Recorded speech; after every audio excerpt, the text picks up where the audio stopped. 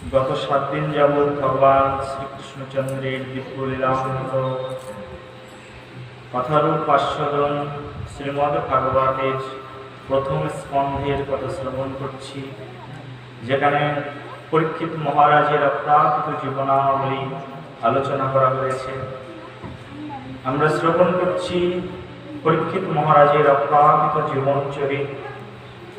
আজকেও আমরা পরীক্ষিত মহারাজের জীবনচরিতের 7ম দিনে আমরা এসে উপনীত হয়েছি, অর্থাৎ অন্তিম দিনে আমরা উপনীত হয়েছি ভগবান এবং ভগবত ভক্তের অপ্রাকৃত মহিমামণ্ডিত গুণময় কথা কীর্তন করবার মানুষে। আমরা গতদিন শ্রবণ করেছিলাম পরীক্ষিত মহারাজ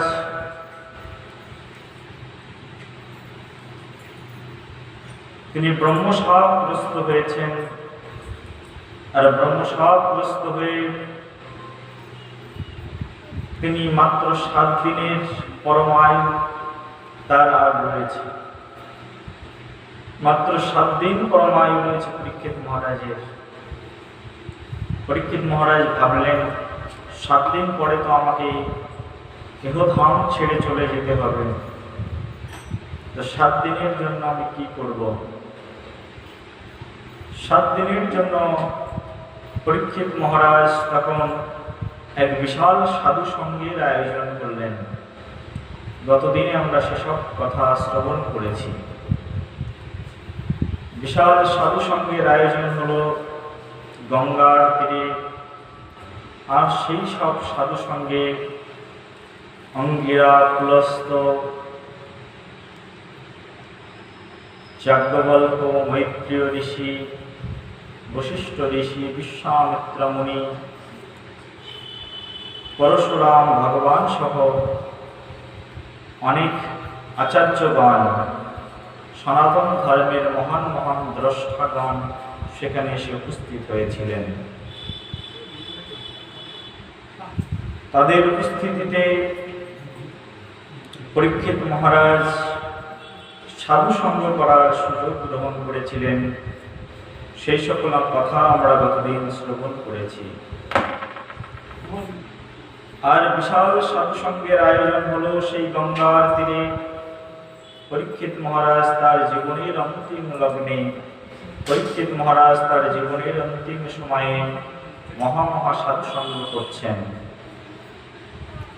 আর মহান মহান সাধু সঙ্গের মধ্যে পরীক্ষিত মহারাজ যখন বসে আছেন, তখন সেই মহান সাধুদের মধ্যে, উত্তম সাধুদের মধ্যে উত্তম তর আরেকজন সাধু সেখানে এসে উপস্থিত হয়েছেন, আর তার নাম হচ্ছে শ্রীপাদ সুখদেব গোস্বামী। সুখদেব ভগবান কি, ভগবান মহাপ্রাণ কি জয় জয়।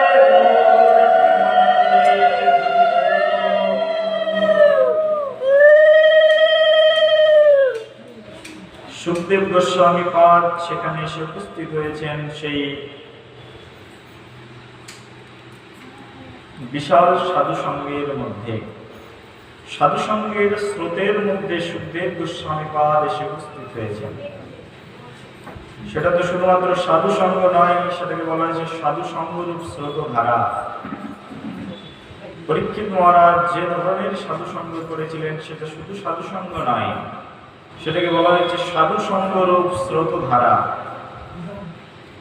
অনেক নদী আছে যেসব নদীতে কোনো স্রোত চলে না, অর্থাৎ সেই সব নদী বন্ধা নদী। যে নদীতে স্রোত চলে না সে নদীকে কি বলা হয়? বন্ধা নদী। আর যে নদীতে স্রোতধারা সদা সর্বক্ষণ বহমান থাকে সেই নদীকে চেতনময় নদী বলা হয়, অর্থাৎ সেই নদী চেতন রয়েছে। পরীক্ষিত মহারাজ তার জীবনে যে সাধু সঙ্গ করেছিলেন সেটা কোনো বন্ধা নদীর মতো নদী ছিল না, তা ছিল স্রোত বহমান চেতন উৎসময় নদী। আর সেই সাধু সঙ্গরূপ নদীতে পরীক্ষিত মহারাজ জীবনের অন্তিম সময় তিনি ভ্রমণ করছিলেন। ভাগবত রচনাকার বর্ণনা করেছেন যে পরীক্ষিত মহারাজ ভ্রমণ করছেন সাধু সঙ্গরূপ সেই স্রোতধারায় তিনি অবগাহিত হচ্ছেন, সাধু সঙ্গরূপ তরুণীতে তিনি উঠে আজকে মহা আনন্দে রয়েছেন।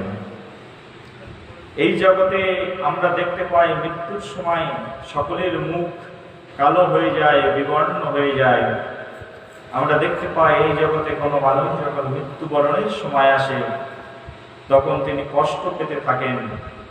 বিভিন্ন ধরনের সিমটম তার জীবনে দেখা যায় যে তার জীবনে মৃত্যু ঘনিয়ে আসছে।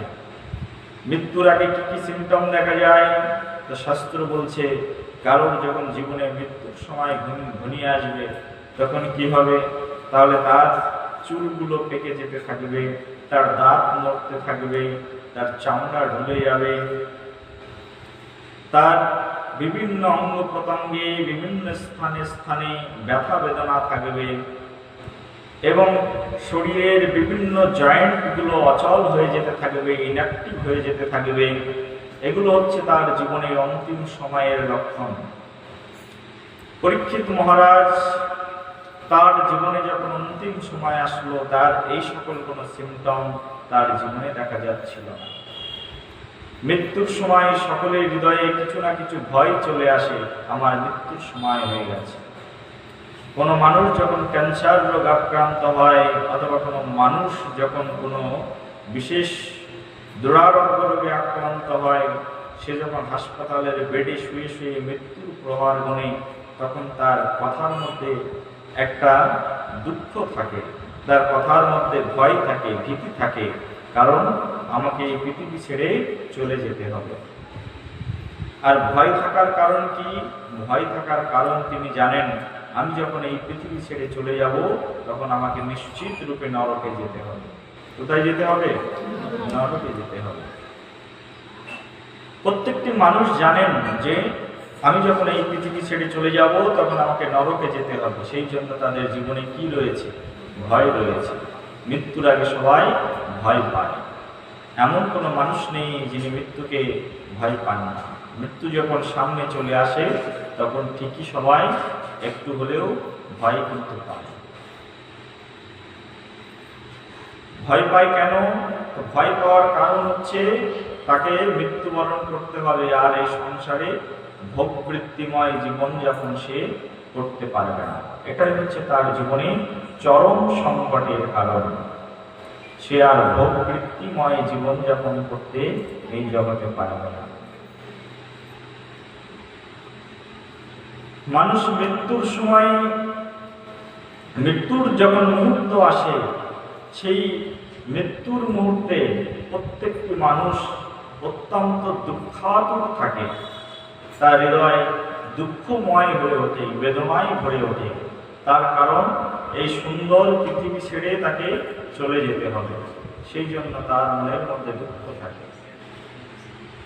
কিন্তু আমরা দেখতে পাচ্ছি পরীক্ষিত মহারাজ যখন মৃত্যুর অন্তিম লগ্নে তিনি বসে আছেন তখন তার মনের মধ্যে দুঃখ নেই, বরঞ্চ তার মনের মধ্যে আনন্দ রয়েছে। এই জগতে আমরা কয়েকটি মৃত্যু চোখে দেখেছি যাদের মৃত্যুর সময় তারা আনন্দ পেয়েছেন, কোনো দুঃখ পাননি। আমরা দেখেছি নামাচার্য ঠাকুর হরিদাস শ্রী চৈতন্য মহাপ্রভুর নাম কীর্তন করতে করতে মুখে শ্রী চৈতন্য মহাপ্রভুকে বুকের মধ্যে জড়িয়ে ধরে, শ্রী চৈতন্য মহাপ্রভুর পাঠ তার বুকের মধ্যে জড়িয়ে ধরে কৃষ্ণ নাম উচ্চারণ করতে করতে তিনি মৃত্যুবরণ করেছেন। আমরা দেখেছি বিশ্বদেবের জীবনে বিশ্বদেব ভগবান শ্রীকৃষ্ণচন্দ্রের দিব্য চরণ দর্শন করতে করতে, তার রূপমাধুরী দর্শন করতে করতে, কৃষ্ণের অমৃতময় বদন পীযূষ ধারা আস্বাদন করতে করতে বিশ্বদেব অন্তিম লীলায় চলে গেছেন। আমরা দেখতে পাচ্ছি পরীক্ষিত মহারাজ তিনি শ্রবণ করতে করতে, কৃষ্ণ কথা শ্রবণ করতে করতে তিনি অন্তিম লীলায় চলে গেছেন। এর আগে আমরা দেখেছি কুন্তী মহারানী কৃষ্ণ বিরহজনিত দুঃখ সহ্য করতে না পেরে কুন্তী মহারানী কৃষ্ণ কথা শ্রবণ করতে করতে কৃষ্ণের চরণে সমাহিত হয়ে ভগবান কৃষ্ণের চরণেই তিনি আত্মনিবেদন করে দিয়েছেন। সেই জন্য মৃত্যুর সময় সকল জীবের কিছু না কিছু দুঃখ রয়েছে, কারণ এই জগৎ জীবের মৃত্যুর সময় দুঃখের কারণ এই জগতের প্রত্যেকটি জীব জানেন আমি যখন মৃত্যুবরণ করব আমার জন্য নিশ্চিত রূপে নরক রয়েছে। আবার যারা সাধু রয়েছেন, যারা মহন্ত রয়েছেন, তারা কিন্তু কখনো মৃত্যুকে ভয় পায় না। ভয় পায় কি? তারা কিন্তু মৃত্যুকে কখনোই ভয় পায় না। যারা অসাধু ব্যক্তি রয়েছে, দেখবেন একবার কোথাও আমি বলছি যে আমাকেও তো মরে যেতে হবে, আমার সময় খুব অল্প রয়েছে। সেই মাতাজি হয়তো বা আমাকে খুব ভালোবাসেন, তখন বলছেন ছি ছি ছি ছি ছি, এই কথা তুমি মুখ দিয়ে আর কখনো বলবে না। ছি, এই কথা কি কেউ কখনো বলে যে তাড়াতাড়ি এই পৃথিবী ছেড়ে চলে যেতে হবে? আমি বললাম কেন? বলছে না, মোটেও এই কথা বলবে না, এই কথাটা খুব খারাপ কথা।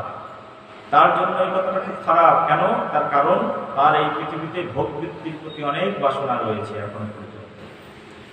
যাদের এই জগতে ভোগ বৃত্তির পরে পূর্ণরূপে বাসনা রয়েছে, তাদের কাছে মৃত্যুর কথা শ্রবণ করার সঙ্গে সঙ্গেই তারা হয় কানে হাত দেয়, না হলে নাকে হাত দেয়, না হলে মাথায় হাত দেয়। তার কারণ তারা মনে করে আমরা এই পৃথিবী থেকে কখনোই মৃত্যুবরণ করব না, এই পৃথিবীতে অনন্তকাল থেকে যেতে চায়। এটা হচ্ছে তাদের মনের বাসনা। পৃথিবীতে থেকে কি করবে না পৃথিবী ভোগ করবে। আর মৃত্যুর কথা শুনলে প্রত্যেকের ভয় লাগে কেন? তার কারণ মরার পরেই তো নরক রয়েছে, এই জন্য সবার কি হয়? সবাই এই কারণে ভয় পায়। কিন্তু সাধু ব্যক্তি যিনি, মহন্ত ব্যক্তি যিনি, তিনি কিন্তু কখনো মৃত্যুকে কখনোই ভয় পান না। বরঞ্চ মৃত্যু যদি আসে তাহলে তিনি তো আনন্দ করেন। যেমন মনে করুন, একটা এক্সাম্পল দিলে বুঝতে পারবেন কিনা জানি না, শীতকাল আছে না, উইন্টার সিজন। শীতকালের সময় যদি শীতকাল আসে, কোনো মানুষ খুব দুঃখ পায়, কারণ সামনে কি আসছে? শীতকাল আসছে। আবার কোনো মানুষ রয়েছে শীত আসছে বলে তারা খুব আনন্দ পায়। শীত আসছে তাতে কি? শীতকাল তো খুব ভালো, লেপের মধ্যে অনেক সময় থাকতে পারবে। আর গরমকালে তো অনেক যন্ত্রণা, দেশ বিদেশ ঘুরতে পারবে। কিন্তু শীতকাল আসছে আমার জন্য অনেক ভালো। একই শীত ঋতু, ঋতু কিন্তু আলাদা নয়, একই সিজন, একই শীত ঋতু কারোর জন্য আনন্দদায়ক, আবার কারোর জন্য সেটা বা দুঃখের কারণ। একই বর্ষাকাল, আকাশ থেকে বৃষ্টি হচ্ছে, কারোর জন্য সেই বর্ষাকালটা সুখের, আবার কারোর জন্য সেই বর্ষাকালটা দুঃখের। বর্ষাকালটা দুঃখের কার জন্য? যে ব্যক্তির ঘরের চাল নেই, যে ব্যক্তির ঘরের চাল দিয়ে জল, বর্ষার জল তার ঘরের মধ্যে ঢুকে যায়, তার জীবনে কি রয়েছে? দুঃখ রয়েছে। সে মনে করে বর্ষাকাল না আসলেই আমার জীবনে হয়তো বা ভালো হতো, কারণ বর্ষার ছাউনিটা তো তার মাথার উপরে নেই। এই কারণে সে বৃষ্টির কারণে কি পায়? দুঃখ পায়। আবার একজন মানুষ রয়েছে, বৃষ্টি হচ্ছে, তিনি কিন্তু মনে আনন্দ পাচ্ছেন, কারণ সে সাদাটা ঘরের মধ্যে থাকেন। তার কি মনের মধ্যে দুঃখ হবে? আর যিনি খড়ের ছাউনি দেওয়া ঘরের মধ্যে থাকেন, তার কিন্তু অবশ্যই মনে দুঃখ হবে বর্ষাকাল এলেই, কারণ খড়ের ছাউনি দিয়ে কখনো কখনো তার ঘরের মধ্যে জল ঢুকে যায়। একই শীতকাল, যাদের বস্ত্র কেনার টাকা নেই তাদের দুঃখ হয় যে শীতকাল আসছে, একটা কম্বল কেনবার মতো টাকা আমার কাছে নেই। শীতকাল আসছে, একটা ভালো উলের চাদর গায়ে দেওয়ার মতো টাকা তো আমার কাছে নেই, সেই জন্য তার জীবনে দুঃখ। আবার একই শীতকালে যারা ধনী ব্যক্তি রয়েছেন, তারা মনে করছেন শীতকাল আর গরমকাল কি, সবই আমাদের কাছে সমান, কারণ আমার ঘরের মধ্যে এয়ার কন্ডিশন রয়েছে,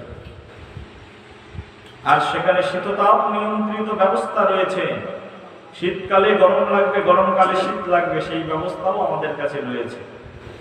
আমার কাছে দামি চাদর রয়েছে, যার কাছে দামি চাদর রয়েছে, যার কাছে দামি এয়ার কন্ডিশন রয়েছে, তার কি দুঃখ হবে না আনন্দ হবে?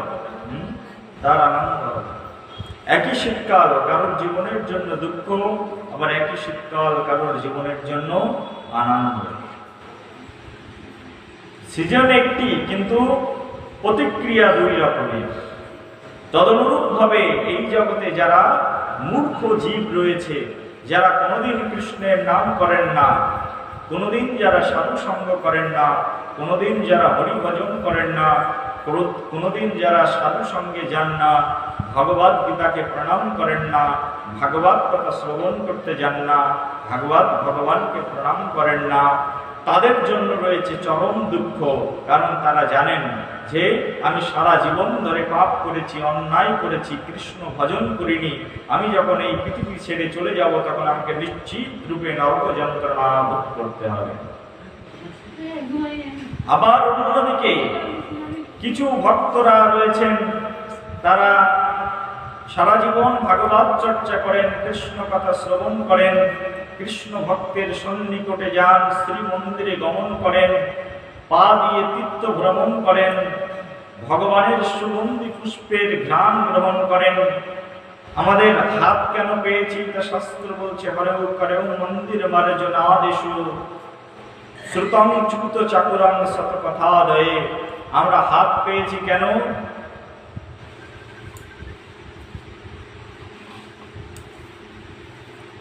আমরা যে হাত পেয়েছি, তো হাত পেয়েছি ভগবান শ্রীহরির মন্দিরকে মার্জন করবার জন্য, শ্রীহরির মন্দির মার্জন করবার জন্য আমরা হাত পেয়েছি।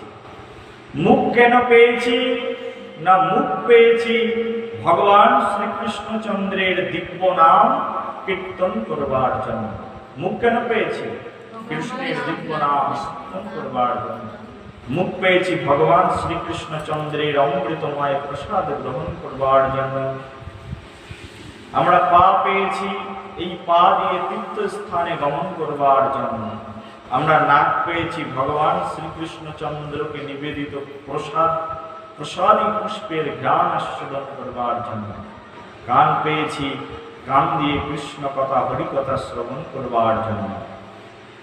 কিন্তু আমরা সমগ্র জীবনে কখনো কৃষ্ণ কথা শ্রবণ করি না, ভগবানের মন্দিরে যাই না, ভগবত ভক্তের চরণে গিয়ে বসি না। অর্থাৎ আমাদের জীবনের জন্য চরম থেকে চরমতম নরক আমাদের জন্য অপেক্ষা করছে। আর যিনি কৃষ্ণ কথা শোনেন, কৃষ্ণ ভক্ত, যিনি কৃষ্ণের নাম গুণাগুণ কীর্তন করেন, কৃষ্ণ ভাবনায় জীবনকে অতিবাহিত করেন, বলা হয়েছে এই জগতে একমাত্র তিনি হচ্ছেন ধনী। আর তার জীবনে যদি কখনো মৃত্যু আসে, তখন তিনি ভাবেন মৃত্যু আসবে তাতে কি, মৃত্যু হলেও তো আমি সেই ভগবানের কাছে চলে যাব, আর মৃত্যু না হলেও এখানেও আমি ভগবানের কাছে রয়েছি।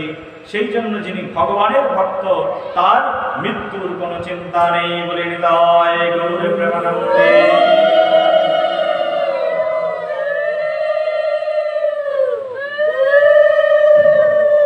তদনুরূপ ভাবে পরীক্ষিত মহারাজ তিনি যখন মৃত্যুর মন্দিরের সামনে দাঁড়িয়ে আছেন, যখন তার সামনে সাক্ষাৎ যমরাজ আসবেন তাকে মৃত্যুদণ্ড দেওয়ার জন্য, কিন্তু তাই দেখে কিন্তু পরীক্ষিত মহারাজের জীবনে কোনো চিন্তা নেই, তার মনে কোনো দুঃখ নেই, বরঞ্চ আনন্দ রয়েছে। আরে মৃত্যু আসবে তাতে কি, মৃত্যু যদি আমার জীবনে আসে, আমি সারা জীবনে কৃষ্ণের উপাসনা করেছি, আমি রাজকার্য পরিচালনা করেছি, আর সব রাজকার্য পরিচালনা করেছি কৃষ্ণ ভাবনাময় হয়ে, কৃষ্ণের গুণাগুণ কীর্তন করে রাজ্যভারকে আমি বহন করেছি, কৃষ্ণের নাম করে জীবন অতিবাহিত করেছি, কৃষ্ণকে দর্শন করে আমার জীবনের প্রভাত হয়েছিল, আমার জীবনের সূর্য উঠেছিল কৃষ্ণকে দর্শন করে, এবং আমার জীবনের সূর্য অন্তও হবে, অস্তিমিত হবে ভগবত ভক্তকে দর্শন করে। এসে আর জীবনে পরম প্রাপ্তি কি রয়েছে? পরীক্ষিত মহারাজ কিন্তু এই কথা ভাবছেন। আমার জীবনের সূর্য উঠেছিল কাকে দর্শন করে? জীবন সূর্য উঠেছিল কৃষ্ণকে দর্শন করে। জীবনের সূর্য অস্তিমিত হবে আজকে ভগবান শ্রীকৃষ্ণকে দর্শন করে। কারণ ভাগবত হচ্ছে সাক্ষাৎ ভগবান, আর ভাগবত ভগবানকে দর্শন করতে করতে যদি আমার জীবনে মৃত্যু হয়ে যায়, তাহলে সেই মৃত্যু কখনো দোষ বহ নয়। সেই জন্য পরীক্ষিত মহারাজের হৃদয় কিন্তু দুঃখে পরিপূর্ণ ছিল না। পরীক্ষিত মহারাজ মৃত্যুর সময় কিন্তু দুঃখ পাচ্ছেন না, পরমানন্দ মাধবের কথা শ্রবণ করতে করতে তিনি হৃদয়ে আনন্দ পাচ্ছেন। ভাগবত কথা এমন, কৃষ্ণ কথা এমন, ভাগবত কথা কৃষ্ণ কথা কেউ যদি একবার মন দিয়ে শ্রবণ করবে, একজন মৃত ব্যক্তি যদি কৃষ্ণ কথা শ্রবণ করবে, কোন মুমূর্ষ ব্যক্তি যদি মন দিয়ে প্রাণ দিয়ে কৃষ্ণ কথা শ্রবণ করবে, তার তার রোগ থেকে সে মুক্ত হয়ে তিনি কৃষ্ণের চরণে, কৃষ্ণের স্বধামে স্থান গ্রহণ করতে পারেন। মৃত ব্যক্তি কৃষ্ণ কথা শ্রবণ করে, কৃষ্ণ নাম শ্রবণ করে তিনি জীবিত হয়ে যেতে পারেন, তার অনেক প্রমাণ আমাদের ভাগবত শাস্ত্রে রয়েছে। আমাদের চৈতন্য চৈতামৃতে একজন ভক্ত রয়েছেন যার নাম হচ্ছে সারঙ্গ মুরারি ঠাকুর। কি নাম বললাম? সারঙ্গ মুরারি ঠাকুর। এই সারঙ্গ মুরারি ঠাকুর তিনি শ্রী চৈতন্য মহাপ্রভুর অত্যন্ত প্রেমময়ী ভক্ত ছিলেন। সারঙ্গ মুরারি ঠাকুর একবার তিনি ঘরের মধ্যে আছেন, একবার শ্রী চৈতন্য মহাপ্রভু গেছেন মুরারি ঠাকুরের কাছে। মুরারি ঠাকুরের কাছে গিয়ে বলছেন, ঠাকুর, সাক্ষাৎ ভগবান গেছে ভক্তের বাড়িতে, যে বলছে, ঠাকুর তুমি তো সারা জীবন ভগবান মাধবের সেবা করে চলেছ, তুমি তো সারা জীবন সেই পরমানন্দ শ্যাম সুন্দরের সেবা করে চলেছ, তোমার তো বয়স হয়েছে, এখনো তো বিয়েও করলে না, স্ত্রীও ঘরে নিয়ে আসলে না, একটা সন্তানও জন্ম দিলে না, আবার অন্যদিকে তুমি একটা শিষ্যও বানালে না, তাহলে তুমি যখন চলে যাবে তাহলে তোমার এই মন্দির, তোমার ভগবানকে সেবা পুজো কে করবেন? মুরারি ঠাকুর বলছেন, হে প্রভু, যার পূজা সেই করবেন, আমি যতদিন আছি আমি তো চালিয়ে যাই, তারপরে যার খাওয়া সে নিজেই খেয়ে নেবেন। তখন মহাপ্রভু বলছে, এসব চলবে না, তোমাকে শিষ্য অবশ্যই গ্রহণ করতে হবে। মহাপ্রভু খুব করে পিছনে লাগলেন। সাক্ষাৎ ভগবান যদি কারোর পিছনে লেগে যায় একটা কাজ করবার জন্য, সে না করে থাকবে কি করে? মুরারি ঠাকুর বললেন, ঠিক আছে, তুমি এত করে যখন আমার পিছনে উঠে পড়ে লেগেছ, তাহলে আমি তোমাকে বলছি, কালকে যখন সকাল হবে, আর কালকে সকালবেলায় আমি যার মুখ আগে দেখব তাকেই আমি আমার শিষ্য বানিয়ে নেব বলে তাই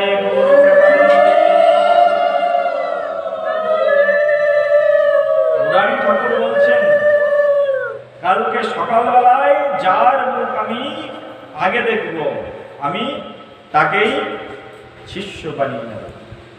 সেই সারঙ্গ ঠাকুর পরের দিন সকালবেলায় ব্রাহ্মণ বৈষ্ণব যারা আছেন তারা খুব ভোর ভোরে স্নান সেরে নেন। স্নান সেরে তারপরে তিনি মন্ত্র আদি জপ তপ করেন। সকালবেলায় খুব ভোরে গেছেন স্নান করতে, আর স্নান করতে যখন গঙ্গাতে গেছেন, গঙ্গাতে সবেমাত্র একটা ডুব দিয়েছেন। একটা ডুব দিয়ে যেই উঠেছেন, উঠেই দেখেন একটা মরা লাশ ভাসতে ভাসতে তার গায়ে এসে ঠেকে গেল। আর সেই মরা লাশটাকে যেই উল্টে দিয়েছেন, সেই দেখে যে সেটা একটা মানুষের মৃত লাশ। তখন সারঙ্গ ঠাকুরের মনে পড়ে গেল, আমি তো কালকে সাক্ষাৎ ভগবান শ্রী চৈতন্য মহাপ্রভুকে কথা দিয়েছি, যার মুখ আমি আগে দেখবো তাকেই আমি দীক্ষা প্রদান করব। তাহলে আমি তো আজ সকালবেলায় একদম প্রথম সকালেই আমি মুখ দেখলাম একটা মৃত লাশে। এই মৃত ব্যক্তিকে আমি এখন কি করে ভগবানের মন্ত্র প্রদান করব? কিন্তু আমি তো মহাপ্রভুকে কথা দিয়েছি, যার মুখ আগে দেখবো তাকেই আমি মন্ত্র প্রদান করব, তাকেই আমি শিষ্য বানাবো। তখন সেই সারঙ্গ মুরারি ঠাকুর তিনি সেই মৃত লাশকে টানতে টানতে তিনি ডাঙায় তুললেন। সারঙ্গ মুরারি ঠাকুর সেই মৃত লাশকে টানতে টানতে ডাঙায় তুলেছেন। ডাঙায় তুলে তখন ভাবছেন যে প্রথমে যার মুখ আগে দেখবো, আমি কথা দিয়েছি তাকেই আমি শিষ্য বানাবো, কিন্তু এই মৃত লাশকে আমি কি করে শিষ্য বানাবো? কোন বা মন্ত্র রয়েছে যে মন্ত্রে একজন মৃত লাশকে জীবিত বানানো যায়? সারঙ্গ মুরারি ঠাকুর কোনো মন্ত্র খুঁজে পাচ্ছেন না। সারঙ্গ মুরারি ঠাকুর অনেক বড় শাস্ত্রবিদ ছিলেন। তিনি বেদ খুঁজছেন, উপনিষদ খুঁজছেন, পুরাণ খুঁজছেন, ভাগবত খুঁজছেন, কোথায় আছে সেই মন্ত্র যে মন্ত্র উচ্চারণ করলে একটা মৃত লাশের প্রাণ ফিরে যাবে। তিনি কোনো মন্ত্র খুঁজে পেলেন না। তখন সারঙ্গ মুরারি ঠাকুর বললেন যে কোনো মন্ত্রে যদি কাজ না হয় তাহলে মন্ত্রদের উপরে যে মন্ত্র আছে সেই মন্ত্রের নাম হচ্ছে মহামন্ত্র। বলি মহামন্ত্র ভগবান কি। সারঙ্গ মুরারি ঠাকুর তখন সঙ্গে সঙ্গে সেই মৃত লাশটাকে ডাঙায় তুলে নিয়ে সারঙ্গ মুরারি ঠাকুর তখন তাকে তার কানটা তার মুখের কাছে নিলেন আর জোরে জোরে হরে কৃষ্ণ কৃষ্ণ কৃষ্ণ হরে হরে হরে রাম রাম রাম হরে হরে এই মহামন্ত্র তিনি যেই না সেই মৃত লাশের কানের মধ্যে ঢুকিয়ে দিয়েছেন আর সঙ্গে সঙ্গে সেই মৃত লাশ তখন হরে কৃষ্ণ কৃষ্ণ কৃষ্ণ হরে হরে হরে রাম রাম রাম হরে হরে এই মন্ত্র বলে সেই মৃত লাশ তখন সেখানে জীবিত হয়ে গেছে বলে তাই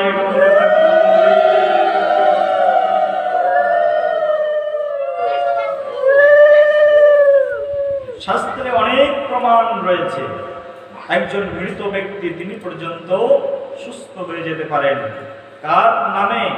ভগবান শ্রীকৃষ্ণচন্দ্রের দিব্য নাম করার প্রভাবে। কত মধুর এই কৃষ্ণ নাম, কত মধুর এই কৃষ্ণ কথা,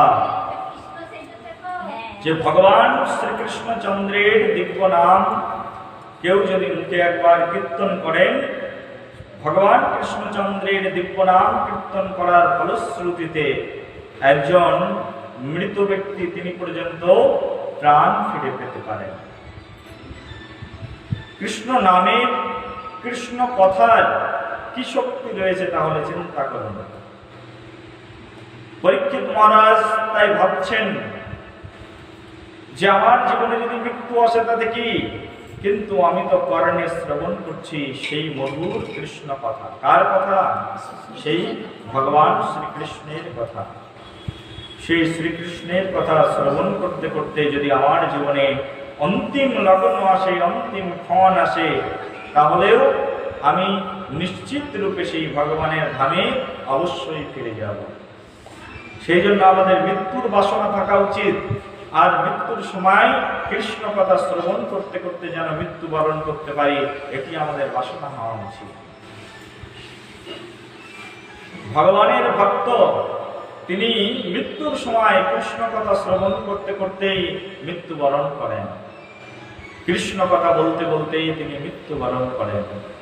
আমরা অনেক মহাত্মাদেরকে দর্শন করেছি যারা ভগবানের দিব্য নাম কীর্তন করতে করতেই অন্তিম লীলায় চলে গেছেন। আমাদের আন্তর্জাতিক কৃষ্ণ ভাবনামৃত সংঘ ইসকনের একজন মহারাজ ছিলেন। তো সেই মহারাজ তিনি এরকম বসে রয়েছেন মায়াপুরের ব্যাসপীঠে আর ভাগবত কথা বলছেন, ভাগবতের শ্লোক উচ্চারণ করছেন, কৃষ্ণ কথা বলছেন, আর কৃষ্ণ কথা বলতে বলতে সেখানেই তার কৃষ্ণ প্রাপ্তি হয়ে গেছে বলে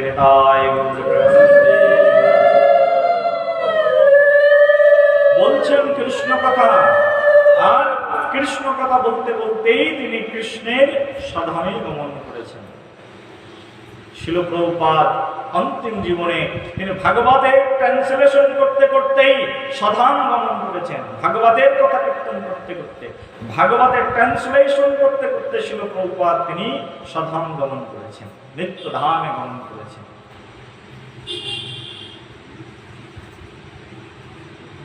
অনেক মহাত্মাগণ রয়েছেন যারা কৃষ্ণ কথা শ্রবণ করতে করতে, কৃষ্ণ কথা বলতে বলতেই দেহধাম পরিত্যাগ করেন। এই জগতে সেই তো শ্রেষ্ঠ যিনি মৃত্যুর সময় কৃষ্ণ কথা কানে শ্রবণ করতে পারেন, যিনি মৃত্যুর সময় কৃষ্ণ কথা তার মুখে উচ্চারণ করতে পারেন। কিন্তু সারা জীবন আমরা এত পাপ কাজ করি, এই জগতের কিছু মানুষ আছে তারা মনে করে সারা জীবন ধরে কৃষ্ণ ভজন করে কি লাভ, সারা জীবন ধরে কৃষ্ণ নাম করে কি লাভ, মৃত্যুর সময় আমরা কৃষ্ণ নাম করব। কখন করব কৃষ্ণ নাম? মৃত্যুর সময় করব। অনেকে এরকম মনে করে। শাস্ত্র বলছেন মৃত্যুর সময় আমরা যে যে চিন্তা করি সেই চিন্তা অনুসারে আমাদের পরবর্তী জীবন কি হয়? তৈরি হয়। ভগবদ গীতা বলছেন জং জং वपि शरणभवं त्यजत्यन्ते कलेवरं तं तमेवैति तुन्त्या सदा सद्भवो भवितः। অর্থাৎ জং জং বাপি শরণ ভাবম त्यजत्यन्ते কলেবরম, যে কথা চিন্তা করতে করতে মৃত্যুবরণ করেন তিনি পরবর্তীতে সেই দেহই প্রাপ্ত হয়ে যান। তো কেউ যদি কৃষ্ণের কথা চিন্তা করতে করতে দেহত্যাগ করেন তিনি অন্তিমে কৃষ্ণের সাধন লাভ করেন। আবার কেউ যদি কৃষ্ণের কথা চিন্তা না করে জড় বিষয়ের কথা চিন্তা করেন তাহলে তিনি সেই গতি লাভ করেন। মৃত্যুর সময় আমাদের কিসের চিন্তা হয়? যাদের ঘরের প্রতি আসক্তি রয়েছে মৃত্যুর সময় তিনি ঘরের কথা চিন্তা করতে করতেই মৃত্যুবরণ করবেন কি করবেন না? আর যিনি ঘরের কথা চিন্তা করতে করতে মৃত্যুবরণ করবেন তিনি ওই ঘরের মধ্যে একটা সর্প হয়ে জন্মগ্রহণ করবেন। ঘরের সম্পদের প্রতি যাদের লোভ রয়েছে তাদের সর্প হয়ে জন্মগ্রহণ করতে হবে, ওই একই ঘরের মধ্যেই তাকে সাপ হয়ে জন্মগ্রহণ করতে হবে। ঘরের প্রতি মোহ রয়েছে, ঘরের কথা চিন্তা করতে করতে মৃত্যুবরণ করলাম, তখন ঘরে টিকটিকি হয়ে জন্মগ্রহণ করতে হবে। নাতিপুতি সন্তান সন্ততির প্রতি খুব আসক্তি রয়েছে, নাতিপুতির জ্বালায় কৃষ্ণ কথা শুনতে যেতে পারি না, নাতিপুতিকে দেখবো না কৃষ্ণ কথা শুনতে যাব। একবার কোনো প্রোগ্রামে গেছি, এক মাতাজিকে বলছি, কি মাতাজি আপনি একদিন ভাগবত কথা শুনতে আসলেন, দ্বিতীয় দিন কেন আসলেন না? তখন মাতাজি বলছে ঘরের মধ্যে নাতিপুতি রয়েছে আর নাতিপুতিদের ফেলে রেখে কি করে যাব? প্রথম দিন তো তাও কোনো রকমে একটা নাতিকে নিয়ে গেছিলাম, পরের দিন তারা আর যেতে চায়নি বলে আর কৃষ্ণ কথা আমি শ্রবণ করতে পারিনি বলে গৌর প্রেমানন্দে হরি হরি। তারপরের বছর যখন সেই গ্রামে ভাগবত কথা কীর্তন করতে গেছি তখন দেখছি সেই গ্রামে সেই মাতাজিকে আর বেঁচে নেই। কিন্তু সেই মাতাজি কিন্তু তখন বৃদ্ধ হয়নি, আদা বয়সী মাতাজি। বললাম কি হলো? বলে তার প্রবলেম ছিল এই কিডনি প্রবলেম, এটা সেটা, আর সে সেখানেই মৃত্যুবরণ করেছে, একদম হরিবল হয়ে গেছে। 7 দিন ধরে ভাগবত কথা বললাম কিন্তু ভাগবত কথা শ্রবণ করা তার সময় হলো না। পরের বছর যেয়ে দেখি একদিন মাত্র ভাগবত কথা শুনলো, এই মধুর কথা শ্রবণে অবহেলা করলো, আর পরের বছর তার আর জীবনে ভাগবত কথা কপালে তার আর জুটল। এই জীবনে আমরা খুব গর্ব করি, আমরা অনেক দিন বেঁচে থাকবো, অনেক কিছু করবো, কি হবে এই জগতে? এই পৃথিবী যেমন আছে তেমনই পড়ে রবে, সুন্দর পৃথিবী ছেড়ে একদিন সবাইকেই চলে যেতে হবে। হবে কি হবে না? একদিন সবাইকেই এই পৃথিবী ছেড়ে চলে যেতে হবে। কিন্তু মৃত্যুর সময় আমরা যখন কৃষ্ণ ভজন করবো না, ভাগবত মুখী হব না, ভাগবত কথা শ্রবণ করবো না, মৃত্যুর সময় তখন এইসব উল্টো পাল্টা কথা আমাদের চিন্তা আসবে। আমরা কেউ মনে করতে পারি যে মৃত্যুর সময় আমরা তাহলে কৃষ্ণ নাম শুরু করে দেবো দলবল ডেকে, কিন্তু কাজ হবে না। দেখবেন মৃত্যুর সময় আমি দেখেছি সারা জীবন ধরে সে বিষয় আসক্ত হয়ে আছে, বিষয়ের মধ্যে ডুবে আছে, আর মৃত্যুর সময় যখন মরবে একদম সবাই গালে জল ঢালছে, তখন নাতিপুতি এসছে, নাতিপুতি এসে সেই বৃদ্ধ দিদাকে বলছে, দিদা তুমি কি খেতে চাও? তখন সেই বৃদ্ধ দিদা বলছে, আমার না এখন খুব পোলট্রির মাংস খেতে ইচ্ছা করছে, একটা কচি পোলট্রি নিয়ে এসো আর সেটাকে আমাকে রান্না করে খাওয়াও। দিদা বলছে আমার এখন খুব মিষ্টি খেতে ইচ্ছা করছে, দিদা বলছে আমার এখন খুব দই খেতে ইচ্ছা করছে। কারণ সারা জীবন ধরে যা যা করেছে মৃত্যুর সময় সেই সব কথা তার কি হয়? তখন তার মনে হয়। সারা জীবন যিনি সাধুসঙ্গ করেছেন, কৃষ্ণ কথা শ্রবণ করেছেন, কৃষ্ণের জন্য দৌড়েছেন, কৃষ্ণের জন্য সময় দিয়েছেন, কৃষ্ণ ভক্তির পথে চলেছেন, মৃত্যুর সময় তিনি সেই কৃষ্ণের কথা চিন্তা করতে করতে ভগবান শ্রীকৃষ্ণচন্দ্রের সেই দিব্য লোকে পৌঁছে যেতে পারেন।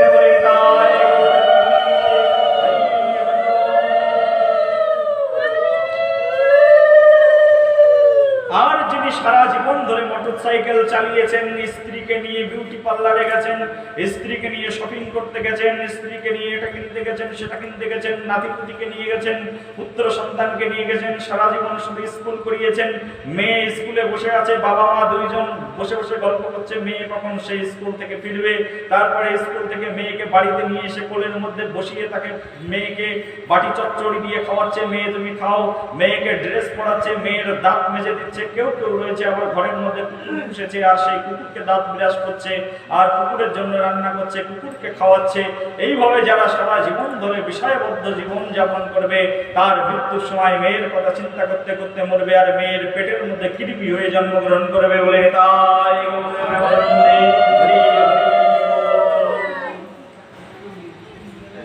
সেই জন্য আমরা যদি সেই ভগবান শ্রীকৃষ্ণচন্দ্রের সেই অখিলানন্দ পরমানন্দ মাধব সেই কৃষ্ণচন্দ্রের কথা চিন্তা করি, তখন আমাদের জীবন সার্থক। পরীক্ষিত মহারাজ তিনি বলছেন যে আমার জীবনের সূর্যটি উঠেছিল কৃষ্ণকে দর্শন করে, আমার অন্তিম সূর্যটিও যাবে কৃষ্ণকে দর্শন করে। আমার জীবনে চিন্তা কোথায়? আর আমি তো মৃত্যুর মঞ্চে দাঁড়িয়ে আছি, কিন্তু হাজার হাজার সাধুরা আমার সম্মুখে সে দণ্ডায়মান হয়ে আছে। এত শত সাধুদের মাঝ থেকে কার ক্ষমতা রয়েছে যে আমাকে নরকগামী করাতে পারে? যিনি সাধুদের মাঝখানে বসে থাকেন, যিনি সাধুরূপ সমুদ্রের মধ্যে অবগাহন করেন, কোন ধরনের প্রাণী নেই তাকে সেখান থেকে ছিনিয়ে নিয়ে যেতে পারে। আজ পরীক্ষিত মহারাজের জীবনের সেই উন্নততম শ্রেষ্ঠতম সময় তার জীবনে এসে উপস্থিত হয়েছেন। অনেক সাধু সঙ্গের মধ্যে পরীক্ষিত মহারাজ পরম বৈষ্ণব চূড়ামণি তিনি সেই সাধু সঙ্গরূপ সমুদ্রের মধ্যে বসে আছেন। আর সেই সাধু সঙ্গরূপ সমুদ্রের মধ্যে বসে অপেক্ষা করছেন যাওয়ার জন্য। তখন সেখানে সুখদেব গোস্বামী পাদ এসে উপস্থিত হয়েছেন। সুখদেব গোস্বামী পাদ সম্পর্কে গতদিন আমরা বলেছিলাম কে সুখদেব গোস্বামী। এই সুখদেব গোস্বামী তিনি হচ্ছেন সাক্ষাৎ ব্যাসদেবের শিষ্য। সুখদেবের জন্ম কিভাবে হয়েছে? সুখদেব হচ্ছে সাক্ষাৎ সুখ পাখি, আর সেই সুখ পাখি মহাভাগবত কথা আমার কথা শ্রবণ করে পাকা ঝাপটাতে ঝাপটাতে সেই ব্যাসদেবের স্ত্রী অরুণী দেবীর গর্ভের মধ্যে প্রবেশ করেছিলেন। আর অরুণী দেবীর গর্ভের থেকে 16 বছর পরে তিনি বেরিয়েছেন। সেই সব কথা কালকে আমরা বিস্তারিত শ্রবণ করেছি। 16 বছর পরে সেই সুখদেব গোস্বামী সেই অরুণী দেবীর গর্ভ থেকে বেরিয়েছেন। আর অরুণী দেবীর গর্ভ থেকে বেরিয়ে সেই সুখদেব গোস্বামী তখন দিগম্বর বেশ, অর্থাৎ তার কোনো বস্ত্র পরিহিত নেই, বস্ত্র না পরেই তিনি হাঁটা শুরু করেছেন। সুখদেব গোস্বামী হাঁটছেন, পিছন পিছন ব্যাসদেব হাঁটছেন। ব্যাসদেব বলছেন ওহে পুত্র দাঁড়াও দাঁড়াও দাঁড়াও। ব্যাসদেব তো পুত্রের মোহে রয়েছেন। আর সুখদেব গোস্বামী একদম দিগম্বর বেশ ধারণ করে তিনি হাঁটতে হাঁটতে চলেছেন কৃষ্ণ নাম মুখে কীর্তন করতে করতে। একবার কি হলো, সুখদেব গোস্বামী রাস্তা দিয়ে হাঁটছেন। রাস্তা দিয়ে হাঁটতে হাঁটতে তিনি দেখছেন যে অনেকগুলো নারীরা রয়েছে, তারা বিবস্ত্র অবস্থায় সেই সরোবরের মধ্যে স্নান করছেন। আর সুখদেব গোস্বামী তখন তাদের সামনে দিয়ে হেঁটে গেল। সব নারীরা তাকিয়ে দেখছেন একজন 16 বছরের যুবক, তিনি একদম কাপড় চোপড় না পরেই হেঁটে যাচ্ছেন। আর সুখদেব গোস্বামীকে দর্শন করে তাদের হৃদয়ে আনন্দ হলো। আহা হা, এমন মহাপুরুষ, তাকে দর্শন করে সবার হৃদয় আনন্দে পরিপূর্ণ হয়ে গেল। সব স্ত্রীরা সেই সুখদেব গোস্বামীকে দর্শন করে তাদের জীবনের যেন কোটি জন্মের বাসনা পূর্ণ করলেন। মহাপুরুষ মহাসাধকদেরকে দর্শন করলে হৃদয় প্রেমে পরিপূর্ণ হয়, হৃদয় সরলতায় কপটতা মুক্ত হয়ে সরলতাই পরিপূর্ণ হয়ে যায়। সব স্ত্রীগণের হৃদয় সরলতায় পরিপূর্ণ হলো, স্ত্রীগণের হৃদয় প্রেমপূর্ণ হয়ে উঠলো সেই সুখদেব গোস্বামীকে দর্শন করে। আর সুখদেব গোস্বামীর পিছন পিছন সুখদেব গোস্বামীর পিতা ব্যাসদেব গোস্বামী তখন ছুটতে ছুটতে যাচ্ছেন। ব্যাসদেব লক্ষ্য করলেন যে সব স্ত্রীরা সুখদেব গোস্বামীকে বন্দনা করলেন, তারা কিন্তু বিবস্ত্র অবস্থায় সুখদেব গোস্বামীকে দর্শন করে লজ্জা পেলেন না। কিন্তু যেই না ব্যাসদেব গোস্বামী তার পিছন পিছন যাচ্ছেন, ব্যাসদেব একটা বুড়ো মানুষ, একদম দাঁত পড়ে গেছে, মাথার চুল পেকে গেছে, বৃদ্ধ অবস্থা, তুলতুলে দেহ। ব্যাসদেব কোনো রকমে ছুটছেন তার পুত্রের পিছন পিছন, কিন্তু ব্যাসদেবকে দর্শন করে সব স্ত্রীরা তাড়াতাড়ি কাপড় চোপড় পরে নিলেন। ব্যাসদেব তখন একটু থমকে দাঁড়িয়ে সেই স্ত্রীদেরকে বলছেন, আরে আমার 16 বছরের যুবক পুত্র একদম ন্যাংটা হয়ে তোমাদের সামনে দিয়ে চলে গেল, তাকে দেখে তোমরা কাপড় চোপড় পরলে না। আমি বৃদ্ধ ব্যক্তি, তোমার বাবার বয়সী, তোমার দাদুর বয়সী, আমাকে দেখে কেন কাপড় চোপড় পরলে? তখন সেই স্ত্রীরা তখন সেই ব্যাসদেব গোস্বামীকে বলছেন, বাবা আপনি শুধুমাত্র নামে বুড়ো হয়েছেন, আপনি শুধুমাত্র কামে বুড়ো হয়েছেন, কিন্তু কর্মে আপনি এখনো বুড়ো হননি বলে নিতাই গৌরে প্রেমানন্দে। কে বলছেন কথা? সেই স্ত্রীগণ বলছেন, বাবা আপনি শুধু নামে বুড়ো হয়েছেন, আপনি শুধু কামে বুড়ো হয়েছেন, কিন্তু মন থেকে আপনি এখনো বৃদ্ধ হননি, বয়সেই শুধু আপনি বৃদ্ধ হয়েছেন। কেন? বলছে আপনার যে পুত্র ইতিপূর্বে আমাদের সম্মুখ ভাগ দিয়ে চলে গেল, আপনার সেই পুত্রের মধ্যে কোনো ধরনের কাম বাসনা নেই, স্ত্রী পুরুষ সকলকে সমান চোখে দেখেন আপনার পুত্র, আর এই কারণেই সে বিবস্ত্র অবস্থায় হেঁটে গেল, তার মধ্যে কোনো লজ্জা নেই। কোনো বাচ্চা ছেলে যখন রাস্তা দিয়ে হাঁটে আর সে যদি ন্যাংটাও থাকে, তার মা যদি তাকে কখনো কাপড় নাও পরায়, সেই বাচ্চা ছেলে কিন্তু কখনো বলে না মা আমাকে কাপড় পরিয়ে দাও, কারণ সেই বাচ্চা ছেলের মধ্যে এখনো লজ্জাবোধ তৈরি হয়নি, কারণ তার হৃদয়টা রয়েছে নিষ্কলুষ। যার হৃদয় নিষ্কলুষ তাকে দর্শন করলে আমাদের জীবনে কি আসে? নিষ্কলুষ সরলতাময় জীবন আসে। কিন্তু আপনি বৃদ্ধ হয়েছেন বটে, আপনার ছেলে যুবক বটে, কিন্তু যুবক হলেও আপনার ছেলের হৃদয় প্রেম ভক্তিতে পরিপূর্ণ, আপনার ছেলের হৃদয় কৃষ্ণ ভক্তিতে আপ্লুত, আর আপনার ছেলের ভিতরে কোনো ধরনের কাম বাসনা নেই, তিনি সম্পূর্ণরূপে নির্মৎসর। যে ব্যক্তি নির্মৎসর, যার ভিতরে কাম নেই, বাসনা নেই, তাকে দর্শন করে কোনো স্ত্রী কখনো লজ্জা পান না। কিন্তু আপনি বৃদ্ধ হলেও আপনার মনের মধ্যে কাম বাসনা রয়েছে, আপনি বৃদ্ধ হলেও আপনার মনের ভিতরে এখনো মলিনত্বতা রয়েছে, আর মলিনত্বতা থাকবার কারণে আপনি দেখুন একবার ফিরে আমাদের দিকে তাকালেন এবং আমাদেরকে সেই কথা আবার পুনরায় জিজ্ঞাসা করলেন, বলে তাই গৌরে প্রেমানন্দে। যার মন যেমন সে দেখে কি এমন, যার চোখে রঙিন চশমা সে সব দিকে রঙিন দেখবে, যার চোখে রয়েছে সাদা চশমা সে সব দিকে সাদা দেখবে, যিনি নীল চশমা পরে থাকবেন তিনি তো সব নীলই দেখবেন। রঙিন চশমা পরে যদি রাস্তার সামনে দাঁড়িয়ে আছেন, আমি সাদা কাপড় পরে যাব, আপনি কি দেখবেন? না না, আমাদের প্রভু দেখো একদম লাল কাপড় পরে এসেছে, মনে হচ্ছে তিনি একদম সন্ন্যাসী হয়ে গেছে, মনে হবে কি হবে না? তখন আরেক ব্যক্তি তিনি নীল চশমা পরে আছেন, তিনি বলবেন না না না না, আমাদের প্রভু তো লাল কাপড় পরেননি, তিনি নীল কাপড় পরেছেন, অর্থাৎ তিনি মনে হয় ইস্কনের সাধু এখন আর নেই, তিনি নীল সাধু হয়ে গেছেন। বলেন তাই গৌরে প্রেমানন্দে। আবার যে ব্যক্তি কোনো চশমাই পড়েননি, একদম খালি চোখে সবকিছু ভালো দেখছেন, তিনি বলবেন না না না না, তোমাদের সবার ভুল হচ্ছে, আমাদের প্রভু আগের মতোই রয়েছে, আমাদের প্রভু দেখো সাদা কাপড় পরেই আসছে।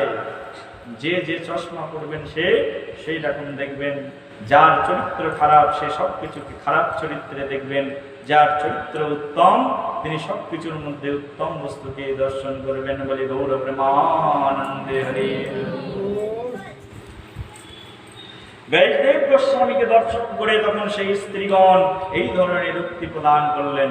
ব্যাসদেব গোস্বামী তাদের কাছ থেকেও কিছু শিখলেন, শিখে তখন আবার পুনরায় সুখদেব গোস্বামীর পিছন পিছন হাঁটতে শুরু করলেন।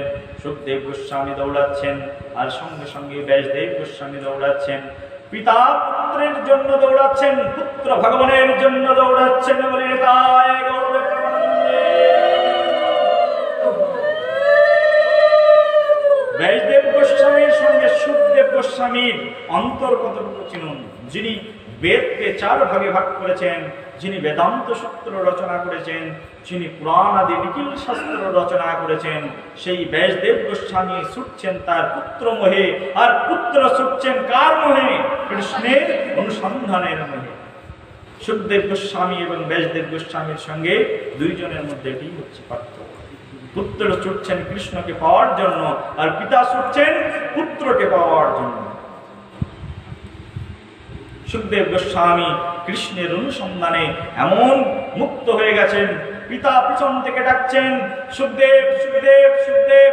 পিতার কোনো বাণীর দিকে তার নিক্ষেপণ নেই, তিনি মুখে মৃদুবিন্দু কৃষ্ণ কথা বলতে বলতে ভাগবতের শ্লোক উচ্চারণ করতে করতে জঙ্গলের গভীরে প্রবেশ করলেন।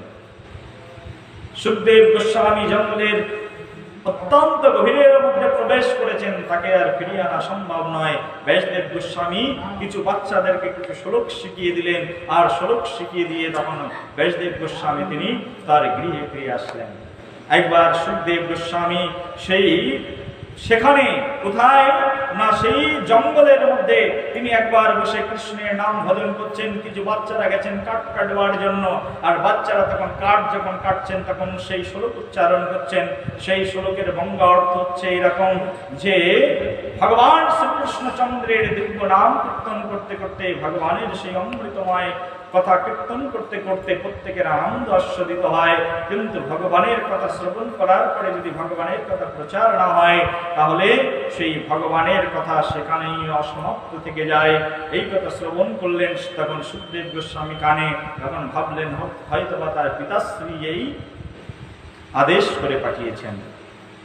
সুখদেব গোস্বামী সেই সকল কথা অনেক বার্তা শ্রবণ করে সুখদেব গোস্বামী সেই জঙ্গল থেকে তিনি হাঁটতে হাঁটতে আসলেন। সুখদেব গোস্বামী যখন রাস্তা দিয়ে হাঁটছেন তখন সুখদেব গোস্বামীকে দর্শন করে তখন সাধারণ ছেলেগুলো তারা মনে করছে যে সেই সুখদেব গোস্বামী, তিনি তাকে দেখে সাধারণ বাচ্চারা তখন তাকে টিটকারি করছে, কেউ বা লাঠি দিয়ে তাকে খোঁচা দিচ্ছে। সবাই ভাবছে কোথা থেকে এই বাদর আসলে, তো আগে কখনো দেখিনি। কিন্তু গোস্বামী তিনি নির্দ্বিধায় সব বাচ্চাদের অপমান যন্ত্রণা তিনি সহ্য করে নিলেন। আর সেই দিগম্বরে বেশ ধারণ করে সুখদেব গোস্বামী হাঁটতে হাঁটতে চলতে চলতে তিনি সেই পরীক্ষিত মহারাজের রাজসভাতে এসে উপনীত হলেন। পরীক্ষিত মহারাজের সেই ভাগবত সভাতে এসে উপনীত হলেন।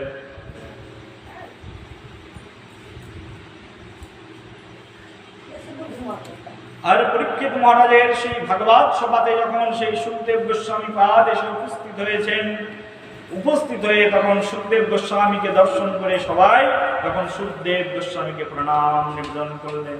কাকে প্রণাম নিবেদন করলেন? সুখদেব গোস্বামীকে সবাই প্রণাম কেন নিবেদন করলেন? কারণ আচার্যকে দর্শন করলে কি করা উচিত? মহান ব্যক্তিকে দর্শন করলে আমাদের প্রণাম নিবেদন করা উচিত। কিন্তু সেখানে অনেক বৃদ্ধ বৃদ্ধ মহান মহান মুনি ঋষিরা, সেখানে অত্রি মুনি, সেখানে বশিষ্ঠ ঋষি, অনেক মহান মহান মুনিরা সেখানে বসে আছেন। কিন্তু এত শত মুনি বসে থাকা সত্ত্বেও সেখানে মাত্র 16 বছরের একজন যুবক গিয়ে উপস্থিত হয়েছেন। তাকে প্রণাম কেন করলেন? প্রণাম করলেন কারণ বয়সে কেউ যদি প্রবীণ হয় তাকে প্রকৃতপক্ষে প্রবীণ বলা চলে না। বয়সে যদি কেউ অনেক বয়স বেড়ে যায় তাতে তিনি শ্রেষ্ঠ বলে পরিগণিত হয় না। শ্রেষ্ঠত্ব প্রমাণিত হয় কিসের মধ্যে? শ্রেষ্ঠত্ব প্রমাণিত হয় তার কর্মের মধ্যে, তার বিদ্যার মধ্যে, তার বুদ্ধির মধ্যে। অনেক বৃদ্ধ বৃদ্ধ ব্যক্তি সেখানে উপস্থিত রয়েছেন, কিন্তু সকলে সেই 16 বছরের যুবক দেবাঙ্গ, সেই একেবারে লঙ্গ দিগম্বর বেশধারী সেই সুখদেব গোস্বামীকে দর্শন করে তারা তখন সেখানে প্রণাম নিবেদন করলেন।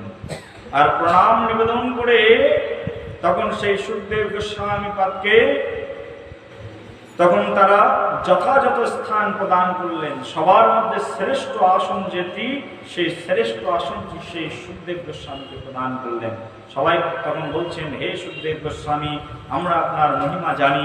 আপনি আপনার পিতার মুখ থেকে ভাগবত কথা শ্রবণ করেছেন, শিবজির কাছ থেকে আপনি আমার কথা শ্রবণ করে অমর হয়েছেন। হে সুখদেব গোস্বামী, আপনার মতো তত্ত্বজ্ঞ পারঙ্গম ব্যক্তি এই জগতে আর কেউ নেই। কৃপা করে আমাদেরকে ভাগবত কথা শ্রবণ করান। পরীক্ষিত মহারাজের অন্তিম সময়ে তার গতি কিভাবে হবে আপনি বলুন। তখন পরীক্ষিত মহারাজকে তখন সেই সুখদেব গোস্বামী বললেন, হে পরীক্ষিত মহারাজ, শশাগড়া রাজ্যের রাজা, আপনার চিন্তা করার কোনো বিষয় নেই। 7 দিনের মধ্যেই আপনার মুক্তি লাভ সম্ভব। কি করে মুক্তি লাভ সম্ভব? তখন সুখদেব গোস্বামী বললেন যে 7 দিনের মধ্যে ইচ্ছা করলে একজন ব্যক্তি মুক্তি লাভ করতে পারে। অজামিল যদি সে একবার কৃষ্ণ নাম করে সে উদ্ধার হয়ে যেতে পারে, তাহলে আপনার তো জীবনে 7 দিন সময় রয়েছে। খট্টাঙ্গ মহারাজ সে যদি 1 ঘড়ি সময়ের মধ্যেই মুক্তি লাভ করতে পারে, তাহলে আপনি কেন পারবেন না? আপনার জীবনে তো 7 দিন সময় রয়েছে, 7 দিনের মধ্যেই আপনি মুক্তি লাভ করতে পারেন। তা কি করব? বলছে কোনো যজ্ঞ করা লাগবে না, কোনো তপস্যা করা লাগবে না, কোনো পূজা করা লাগবে না, কোনো পার্বণ করা লাগবে না। গঙ্গাতে আসমন করুন, আর আসমন করে সংকল্প করে কুশের নির্মিত আসনে বসে পড়ুন, আর আমার কাছ থেকে বসে বসে সেই কৃষ্ণচন্দ্রের দিব্য অমৃতময় ভাগবত কথা শ্রবণ করুন, আপনার নিশ্চয়ই মুক্তি হয়ে যাবে। তখন 7 দিন ধরে পরীক্ষিত মহারাজকে সেই ভগবান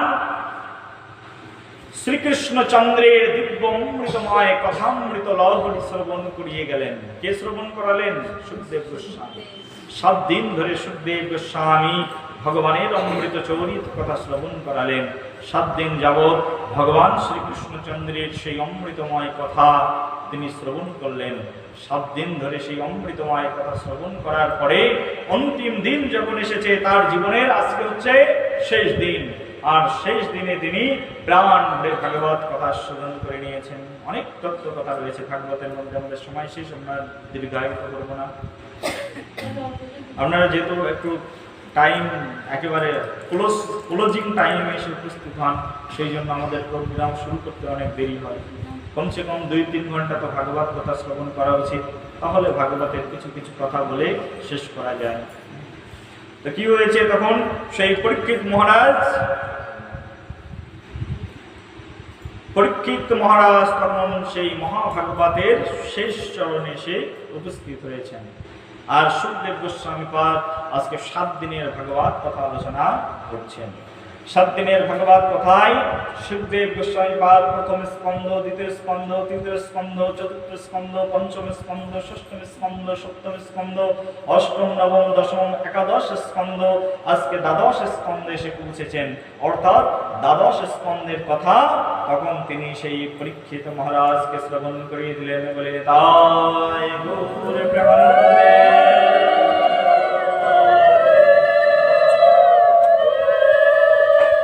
পরীক্ষিত মহারাজ তখন সুখদেব গোস্বামী পাদের কাছ থেকে দ্বাদশ স্কন্ধের কথা শ্রবণ করলেন। দ্বাদশ স্কন্ধের কথা যখন শ্রবণ করলেন, দ্বাদশ স্কন্ধ শ্রবণ করার পরে তখন পরীক্ষিত মহারাজকে চরম উপদেশ দিচ্ছেন সুখদেব গোস্বামী পাদ। সেই চরম উপদেশ কি? তোমার মনকে নিয়ন্ত্রণ করো, তোমার মনকে একটি সীমারেখার মধ্যে নিয়ে এসো, তোমার মন যেন নিয়ন্ত্রিত থাকে, আর নিয়ন্ত্রিত মনে তুমি কৃষ্ণ ভজন করো। একের পর এক পরীক্ষিত মহারাজ খুব সুন্দর সুন্দর শিক্ষা প্রদান, পরীক্ষিত মহারাজকে সুখদেব গোস্বামী সুন্দর সুন্দর শিক্ষা প্রদান করছেন। সুন্দর সুন্দর শিক্ষা প্রদান করতে করতে তিনি সেই অমৃতময় তত্ত্ব প্রদান করলেন। বললেন যে তুমি এই দিব্য শক্তি অর্জন করো। দিব্য শক্তি কি না? তুমি ভাগবত কথা শ্রবণ করেছো, এখন ভাগবত কথা তোমার হৃদয়ে স্মরণ করো, তোমার মন প্রাণ বায়ুকে এক করো এবং কৃষ্ণ কথাকে আরাধনা করতে থাকো। তখন সুখদেব গোস্বামী পাদ ভাগবত মহাপ্রাণ সুখদেব গোস্বামী পরীক্ষিত মহারাজের প্রসঙ্গে বলছেন, ভাগবতং স্তাথং কারিব্য মৃত্যু ভব্য নবিভব্যমাহো প্রবিষ্ট ব্রহ্মাণ নির্মল ভয়ং দর্শিতং দয়া। তখন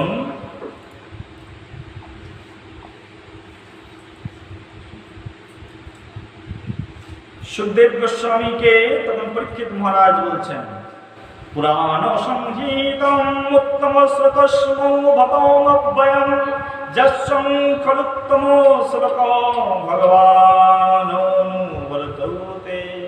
বলছেন, হে সুখদেব গোস্বামী, আপনি উত্তম শ্লোকের দ্বারা, উত্তম কথার দ্বারা পুরো বেদের সার কথা আমাকে শ্রবণ করিয়েছেন। তা শ্রবণ করে আমি সম্পূর্ণরূপে ভয়মুক্ত হয়েছি। আর আমি এমন ভয়মুক্ত হয়েছি যে তক্ষক কেন, পৃথিবীর কোনো জীব যদি আমাকে নিতেও আসে তাতে আমার কোনো ভয় নেই, কারণ আমি বিশুদ্ধ চিন্ময় ব্রহ্মের কথা আপনার মুখ থেকে শ্রবণ করেছি এবং আমার মনে হচ্ছে যে আমার হৃদয় চিত্ত সবকিছু নির্মল হয়ে গেছে। এখানে পরীক্ষিত মহারাজ বলছে, 7 দিন ধরে কৃষ্ণ কথা শ্রবণ করায় কি হলো? আমার হৃদয় চিত্ত নির্মল হয়ে গেল। কি হয়ে গেল? বলো প্রেমছে, কি হলো? নির্মল হয়ে গেল। বলছে 7 দিন ধরে আপনার মুখ থেকে কৃষ্ণ কথা শ্রবণ করলাম, আর শ্রবণ করায় আমার হৃদয় চরিত্র নির্মল হয়ে গেল এবং আমি সম্পূর্ণরূপে ভয়মুক্ত হয়ে গেলাম। আপনারা এখান থেকে 7 দিন ধরে এখানে অনেকে বসে বসে কৃষ্ণ কথা শ্রবণ করছেন, কিন্তু আপনারা কিন্তু কেউ বুকে হাত দিয়ে বলতে পারবেন না আমি ভয়মুক্ত হয়ে গেলাম, আমি নির্মল হয়ে গেলাম। কারণ শ্রবণ করেছেন কিন্তু শুনে সব কিছু ঝরঝর করে বের করে দিয়েছেন। বলি শ্রবণ করতে যখন বসেছেন তখন এমন একটা থালা নিয়ে বসেছেন, যে থালার চারিদিকে হাজার হাজার ফুটো রয়েছে, আর ফুটো থালা নিয়ে বসে যদি আপনি এখন যদি মনে করেন বৃষ্টির জল আকাশ থেকে পড়ছে, অমৃত পড়ছে, এখন আমি আমার থালার মধ্যে ধরে রাখবো, সেই থালায় কি আর ধরে রাখা যাবে? যদি থালার নিচেটা ফুটো থাকে, সব তো সেই ফুটো দিয়ে সব বেরিয়ে চলে যাবে। তাই গৌর প্রেমানন্দে যাবে কি যাবে না? হ্যাঁ, 7 দিন ধরে কৃষ্ণ কথা শ্রবণ করেছেন কে? পরীক্ষিত মহারাজ। শ্রবণ করার পরে পরীক্ষিত মহারাজ বলছে, হে প্রভু, 7 দিন ধরে কৃষ্ণ কথা শ্রবণ করায় আমার সকল ভয় একেবারে মুক্ত হয়ে গেছে, আমার চরিত্র নির্মল হয়ে উঠেছে, আমি এখন সম্পূর্ণরূপে ভয় মুক্ত হয়ে গেছি। একজন বলুন যে আমিও পরীক্ষিত মহারাজ হয়ে গেছে, কেউ আছে? আপনার নেই। বলে তাই গৌর প্রেমানন্দে শ্রবণ করেছি, কিন্তু বিশুদ্ধ মন নিয়ে, বিশুদ্ধ চিন্তা নিয়ে, বিশুদ্ধ ভাবধারা নিয়ে কিন্তু আমরা শ্রবণ করতে আসি না। কিন্তু তথাপিও কল্যাণ রয়েছে। শ্রবণ করতে করতে কি হয়? শুনতে শুনতে শুনতে শুনতে একদিন না একদিন আমাদের হৃদয়ে হয়তো বৈরাগ্যের উদয় হলেও হতে পারে। সেই জন্য আমাদেরকে শুনতে হয়, কষ্ট হলেও আমাদেরকে শ্রবণ করতে হয়। আমাদের ইস্কন মন্দিরগুলোতে প্রতিদিন সকালবেলায় ভাগবত পাঠ হয়, আবার সন্ধ্যাবেলায় গীতা পাঠ হয়। সবাইকে বাধ্যতামূলক শ্রবণ করতেই হয়।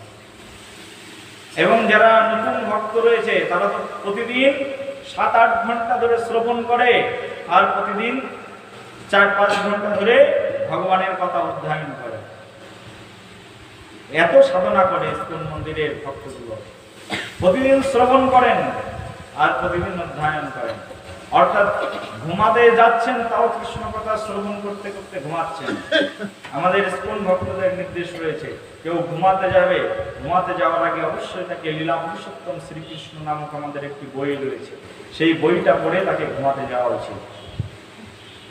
তো সেই জন্য সবাই শ্রবণ এবং কীর্তনের মধ্যে থাকেন। যখন আমরা শ্রবণ এবং কীর্তনের মধ্যে থাকবো, তখন শুধুমাত্র সেই পরমানন্দ মাধব কৃষ্ণকে আমরা আস্বাদন করতে পারি। না হলে মৃত্যুর সময় কৃষ্ণ কথা আমাদের কখনোই মনের মধ্যে আসবে না। কৃষ্ণের চেতনা, কৃষ্ণের ভাবনা মনের মধ্যে আনবার জন্য আমাদের সদা সর্বক্ষণ সেই কৃষ্ণের কথা, ভগবানের কথা, সেই ভাগবতের কথা শ্রবণ করতে হবে। সদা সর্বক্ষণ শ্রবণ করবো কোথায়? বাইরের থেকে একজন প্রভু এসছেন কৃষ্ণ কথা শ্রবণ করবার জন্য। আমার কাছে আজকে সকালবেলায় কিছু ভক্তরা এখানে এসে উপস্থিত হয়েছেন 10টা সাড়ে 10টার দিকে। আমি তাদেরকে জিজ্ঞাসা করছি, কি ব্যাপার, তোমরা কৃষ্ণ কথা শ্রবণ করতে আসনি কেন? ঘরের মধ্যে এই কাজ রয়েছে, ঘরের মধ্যে ওই কাজ রয়েছে, আমার এই ব্যবসা রয়েছে, আমার অঙ্ক রয়েছে, তমুক রয়েছে। সারা জীবন ধরে 365 দিন ব্যবসা করছে, কিন্তু মনোবৃত্তি এতটাই ক্ষীণ, মনোবৃত্তি এতটাই হীন, মনোবৃত্তি এতটাই নিম্নমানের। 365 দিন তো আমি কাজ করতেই থাকি, বছরে 365টা দিন পাই, সব দিনগুলো তো স্বামীকে দিই, সব দিনগুলো তো আমি আমার সংসারকে দিই। 7টা দিন পেয়েছি ভগবানের দিব্য কথা শ্রবণ করার, 7টা দিনের জন্য অন্তত বিজনেস বন্ধ করে অন্তত কৃষ্ণ কথা শ্রবণ করি। সেই মন মানসিকতা আমাদের জীবনে নেই। যাদের এইটুকু মন মানসিকতা নেই, অন্তিমকালে তারা কখনো কৃষ্ণ প্রাপ্তি হতে পারে না।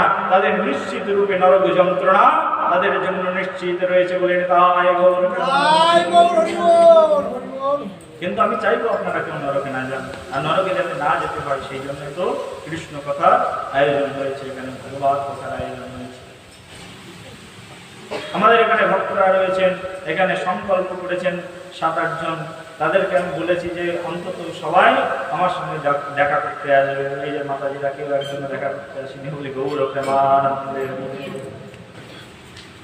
তারা ভাবছেন যে প্রভুর সঙ্গে দেখা করতে যাব, দেখা করতে গেলে হয়তো তিনি আমাদের কাছে 2-1 লাখ টাকা চেয়ে বসবেন, না কি চেয়ে বসেন, না কি করবেন তা ঠিক নেই।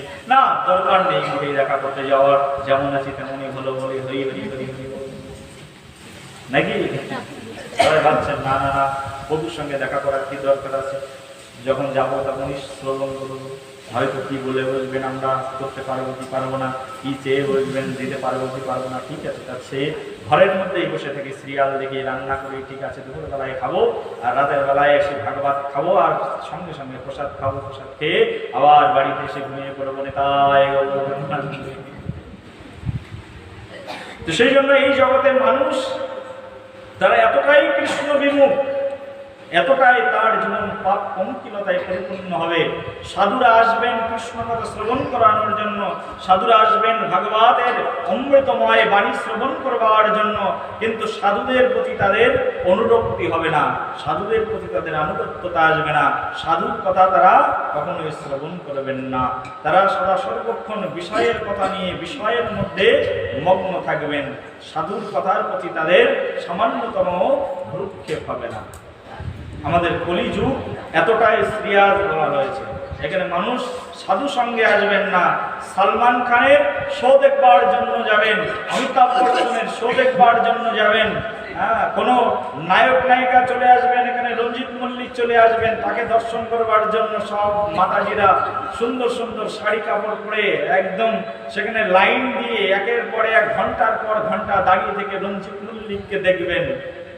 ঐশ্বরিয়া রায় যদি এখানে আসবেন তাহলে তাকে দেখবার জন্য একদম ভিড় পড়ে যাবে, কিন্তু সাধু এসেছেন, কৃষ্ণ কথা হচ্ছে, আমার কথা হচ্ছে, আমার চরিত্র আলোচনা হচ্ছে, সেই কথা শ্রবণ করবার জন্য কোনো ভিড় তো দূরের কথা, সেখানে মানুষ এমনিতেই এসে বসে না, বলে নিতাই গৌর প্রেমানন্দে।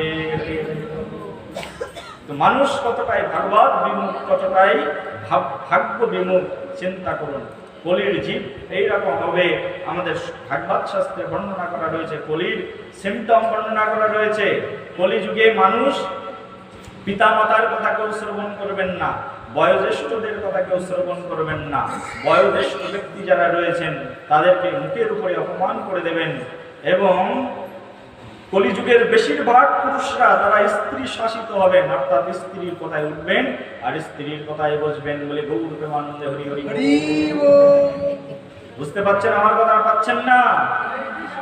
এখানে যারা বেশিরভাগ পুরুষ রয়েছে শুনে দেখবেন, সে কারুর কথা জীবনে শুনুক আর না শুনুক, নরেন্দ্র মোদীর সার্কুলার কানের মধ্যে শুনুক আর না শুনুক, স্ত্রীর সার্কুলার কিন্তু সকাল থেকে বিকাল থেকে সন্ধ্যা থেকে সব সময় সে শুনেই যাচ্ছে, বলি গৌর প্রেমানন্দে হরি হরি। এবার ভাত ছাড়া করবেন তো আপনি আমাদেরকে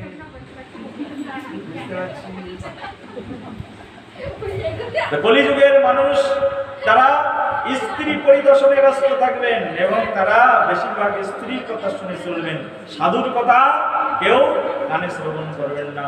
আর কলিযুগের বেশিরভাগ স্ত্রী তারা থাকবেন উল্টা, অর্থাৎ কৃষ্ণ ভক্তিতে তারা অগ্রসর হবেন না, তারা মোটেও কৃষ্ণ ভক্তি করবেন না, বরঞ্চ তার স্বামীদেরকে কৃষ্ণ ভক্তির পথ থেকে সরিয়ে রাখবেন, এবং স্ত্রীদের শুধুমাত্র চাহিদা থাকবে যে ভালো ভালো খাবার খাবে, আর ভালো ভালো লিপস্টিক করবে, সোনো করবে, আইলাইনার, মাস্করা, এটা সেটা এগুলো তার চাই চাই বলে গৌর হরি হরি।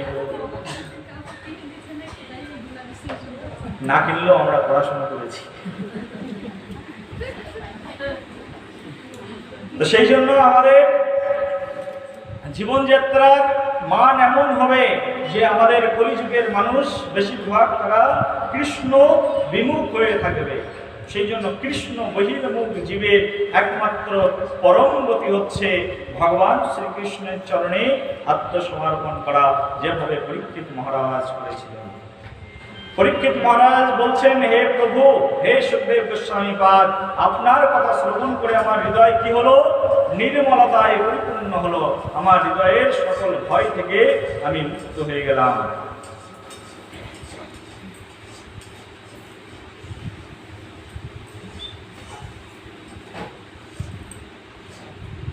তখন সেই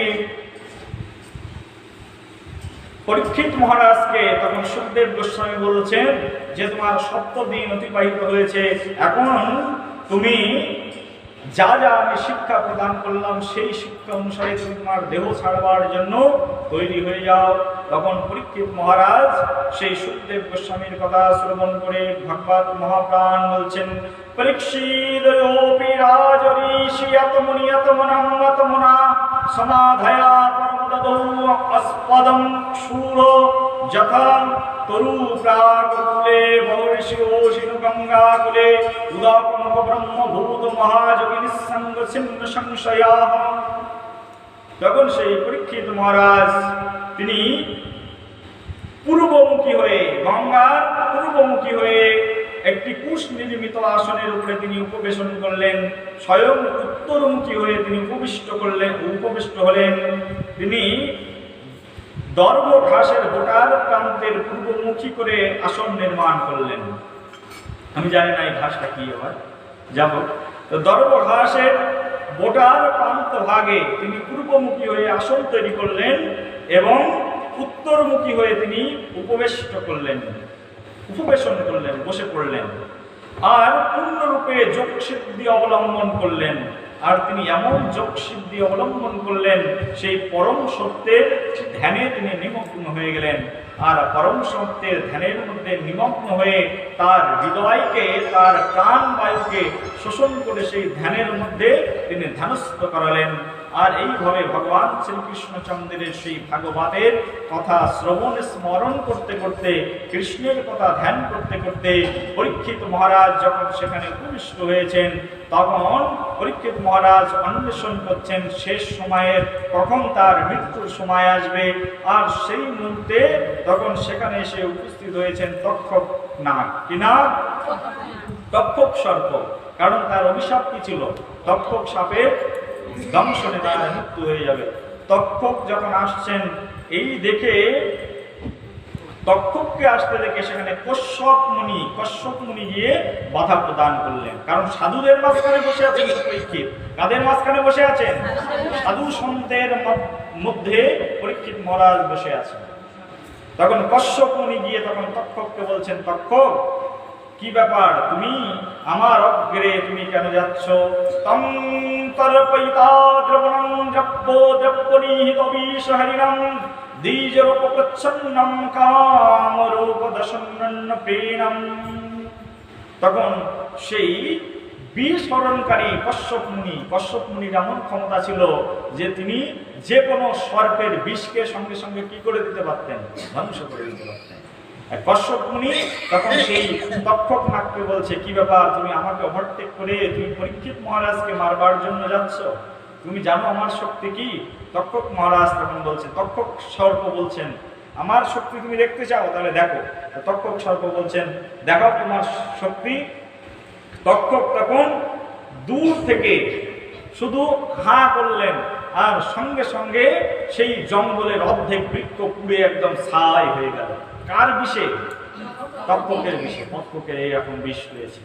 কশ্যপ মুনি বলছেন, তুমি যখন তোমার প্রভাব দেখিয়েছো, তাহলে আমার প্রভাব আমি তোমাকে দেখাচ্ছি। দেখো, যত গাছ তুমি মেরে দিয়েছো, এখনই সব গাছের ভিতর থেকে আমি বিষ শোষণ করে নেব। সঙ্গে সঙ্গে কশ্যপ মুনি তখন তিনি একটা মন্ত্র উচ্চারণ করে সেই বৃক্ষের সম্মুখে যখন দিলেন, সব বিষ শোষণ হয়ে গেল এবং গাছগুলো পুনরায় জীবিত হয়ে গেল। এই দেখে তো তখন তক্ষক সর্প খুব ভয় পেয়ে গেলেন, এ তো অনেক বড় বোঝা, আমি যদি পরীক্ষিত মহারাজকে এখন ধ্বংস না করি তাহলে কি করবে? এ তো সঙ্গে সঙ্গে কি করে দেবে? বিস্মৃত করে দেবে। তখন সেই কশ্যপ মুনি বলছেন পরীক্ষিত মহারাজের সামনে, খবরদার তুমি যাবে না। কিন্তু তখন সেই কশ্যপ মুনি বলছেন, সেই তক্ষক নাগ বলছেন, আমি যদি নাও যাই তাহলে কি হবে? তার তো ব্রহ্মসাপ রয়েছে, আর তুমি একজন মুনি হয়ে ব্রহ্মসাপকে ওভারটেক করতে চাও, ব্রহ্মসাপকে খণ্ডন করতে চাও। ব্রাহ্মণের বাণী এই পৃথিবী থেকে মিথ্যা হয়ে যাবে, তার যদি ব্রহ্মসাপ এখন খণ্ডন করা না হয়। এইভাবে সেই তক্ষক নাগ তর্কে পরাজিত করে দিলেন কশ্যপ মুনিকে। কাকে পরাজিত করলেন? কশ্যপ মুনিকে। কশ্যপ মুনিকে তর্কে পরাজিত করে সেই তক্ষক নাগ তখন তিনি উপস্থিত হলেন। আর কিভাবে উপস্থিত হলেন? আর তিনি তখন উপস্থিত হলেন একটা ব্রাহ্মণের বেশ ধারণ করে। কারণ সাপ রূপে যাওয়ার মতো ক্ষমতা ছিল না কার? তক্ষকের। কারণ সাপ রূপে যদি যায়, সেখানে অনেক মুনি ঋষিরা রয়েছেন, আর প্রত্যেকেই ছিল অনেক বড় বড় মন্ত্রের জাদুঘর। কোনো একটা মন্ত্র দিলে সাপ সেখানেই একদম নিতাই গৌর প্রেমানন্দে হয়ে যাবে। এই কারণে ব্রাহ্মণদের আসলে তো ব্রাহ্মণ সেজেই যেতে হবে, সাধুর আসলে তো সাধু সেজেই আসতে হবে, নাকি? সেই জন্য আপনাদেরকে বলেছি 7 দিন ধরে ভাগবত কথা হবে, 7 দিন ধরে অন্তত সাধু সাজুন। সাধু হবেন আর না হবেন পরের কথা। সাধুর মাঝখানে যখন যাবো তখন তো সাধু আমাদেরকে হতেই হবে, সাধুর মাঝখানে যখন যাবো তখন তো তিলক আমাদেরকে করতেই হবে, সাধুর মাঝখানে যখন আমি যাব তখন তো আমাকে কণ্ঠে কণ্ঠিমালা ধারণ করতেই হবে, কারণ এটা হচ্ছে আমাদের অবশ্যই কর্তব্য। তখন সেই পরীক্ষিত মহারাজ তাকে দংশন করবার জন্য ব্রাহ্মণের বেশ ধারণ করে তখন সেই তক্ষক সেখানে গিয়ে উপস্থিত হলেন। আর তক্ষক নাগ যখন সেখানে ব্রাহ্মণের বেশ ধারণ করে উপস্থিত হলেন, আর ব্রাহ্মণের বেশ ধারণ করে সেই তক্ষক মহারাজ সেখানে গিয়ে তিনি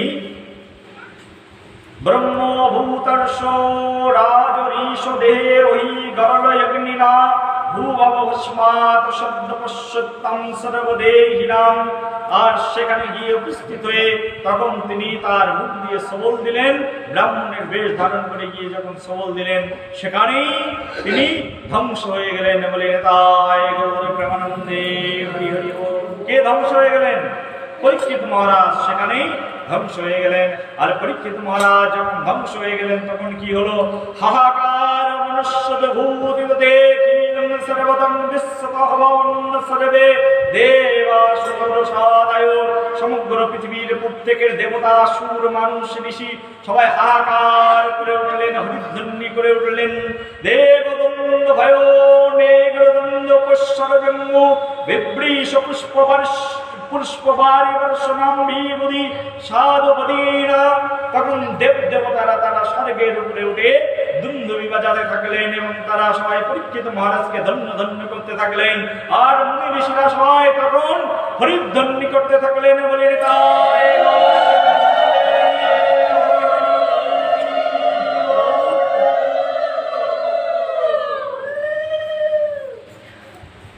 একজন মানুষ যদি সাপের আঘাতে মৃত্যু বরণ করে তার জন্য কি কেউ হরিধ্বনি করে? কি কেউ কি আনন্দ করে? কেউ কি দুন্দুবি বাজায়? কিন্তু কেন সবাই দুন্দুবি বাজালো? কেন সবাই পুষ্পবৃষ্টি করতে থাকলো দেব দেবতারা? কেন? কারণ দেব দেবতারা দেখলেন তক্ষক সাপ এসে কিন্তু মেরে দিয়েছেন, সবল দিয়েছেন। কাকে দিয়েছেন? তক্ষক সাপ সবল দিয়েছেন পরীক্ষিত মহারাজকে। কিন্তু পরীক্ষিত মহারাজ ধ্বংস হয়ে গেলে তার আত্মাটি ধ্বংস হয়নি। পরীক্ষিত মহারাজের সম্মুখে সেখানে পুষ্প বিমান এসেছে, আর সেই পুষ্প বিমানের উপরে পরীক্ষিত মহারাজ উঠে গেছে। তার দেহটি ধ্বংস হয়ে গেছে, কিন্তু তার চিন্ময় আত্মাটি একটা সুন্দর শরীর ধারণ করে সেই পুষ্প বিমানের উপরে উঠলেন। আর সেই পুষ্প বিমানের উপরে উঠে নন্দ সুনন্দ দুইজন সেই ভগবান শ্রীকৃষ্ণের প্রিয় দূত এসেছেন সেই পরীক্ষিত মহারাজকে নেওয়ার জন্য। কারণ পরীক্ষিত মহারাজ অন্তিম সময়ে কৃষ্ণ কথা স্মরণ করছিলেন। আর কৃষ্ণ কথা শ্রবণ করতে করতে কারোর যদি মৃত্যু হয়ে যায়, কৃষ্ণ কথা শ্রবণ করতে করতে কৃষ্ণ কথা বলতে বলতে কারোর যদি চরম অন্তিম গতি হয়ে যায়, তার আর কোথাও গতি হয় না, কোনো দূত তাকে নিতে আসতে পারেন না। সেখানে সাক্ষাৎ ভগবান বিষ্ণুর দূত এসে যান, আর বিষ্ণুর দূত এসে সেই পুষ্প নির্মিত সিংহাসনের উপরে বসান। আর এমন একটি রাস্তা বানিয়ে দেন যে রাস্তার উপরে উঠতে কখনো পায়ে সামান্যতম আঘাত লাগবে না। যমদূত যখন আপনাদের সামনে আসবে, দুটো যমদূত যখন আমরা মৃত্যুবরণ করব, যারা পাপ করে জীবনযাপন করছে তাদের জন্য দুটো যমদূত আসবে। আর যমদূত এসে যখন ধরবে, যমদূত যম পাশে যখন ধরবে তখন কাঁটা ভরা রাস্তা দিয়ে তাকে টানতে টানতে নিয়ে যাবে। বলা হয়েছে আগুনের সীসা ঢালা রয়েছে, তার উপর দিয়ে সেই কয়েক কোটি যোজন রাস্তা তাকে টানতে টানতে নিয়ে যাবে। গা দিয়ে দরদর করে রক্ত বেরাবে, গা বিভিন্ন চামড়া বিভিন্ন অঙ্গ প্রত্যঙ্গ সেগুলো একদম উড়ে যাবে এবং সে যন্ত্রণায় ছটফট করবে। তপ্ত মরুভূমির উপর দিয়ে যমদূতরা টানতে টানতে নিয়ে যাবে। কিন্তু ভগবানের ভক্ত যদি আমাদের কাছে আসে, যদি বিষ্ণুদূত আমাদের কাছে আসে, বিষ্ণুদূত আমাদেরকে সেই রথে উঠবার জন্য এমন পুষ্পের রাস্তা বানিয়ে দেবে, সেখানে পা দিলেই মনে হবে কোনো পঞ্চের উপরে পা দিয়ে আমি আস্তে আস্তে হাঁটছি। পরীক্ষিত মহারাজ সেই পঞ্চের উপরে পা দিয়ে সেই পুষ্পের রথের উপরে তিনি আস্তে আস্তে অবগাহন করলেন। আর অবগাহন করে দেখছেন সেই পুষ্প রথটি একদম এত সুন্দর সুন্দর সুগন্ধি পুষ্প দিয়ে ভরানো রয়েছে। সেই সুগন্ধি পুষ্পের মধ্যে পরীক্ষিত মহারাজ যখন গিয়ে বসলেন, তখন দেব দেবতারা পারিজাত ফুল সহ বিভিন্ন ফুলে তখন পুষ্প বৃষ্টি করতে থাকলেন সেই পরীক্ষিত মহারাজের উপরে। আর পরীক্ষিত মহারাজ কৃষ্ণের কথা শ্রবণ করে, ভগবান কৃষ্ণচন্দ্রের সেই দিব্য গুণাগুণ কীর্তন শ্রবণ করে, কৃষ্ণচন্দ্রের দিব্য অধরামৃত পান করতে করতে, কৃষ্ণের সেই অমৃতময় কথা স্মরণ করতে করতে কৃষ্ণের স্বধাম সেই গোলক বৃন্দাবনে তিনি উন্নীত হয়ে গেলেন। বলে নিতাই